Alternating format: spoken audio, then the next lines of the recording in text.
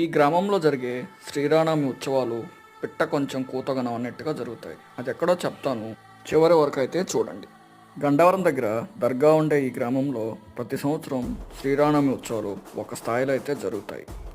ఈ గ్రామ ప్రజలందరూ కలిసికట్టుగా ఈ ఉత్సవాల్ని అంగరంగ వైభవంగా ప్రతి సంవత్సరం అయితే జరుపుకుంటారు. అలాగే ఈ సంవత్సరం కూడా చూడండి, దేవాలయానికి అద్భుతమైన విద్యుత్ దీపాలంకతో అలంకరణ చేసి ఈ ఉత్సవాల్ని బ్రహ్మాండంగా జరుపుకుంటూ వస్తూ ఉన్నారు.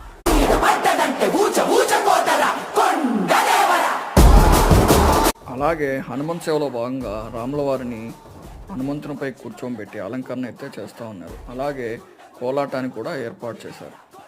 చూడండి, ఆ రాముల వారిని అందమైన పూలతో అలంకరించి గ్రామోత్సవానికైతే సిద్ధం చేశారు.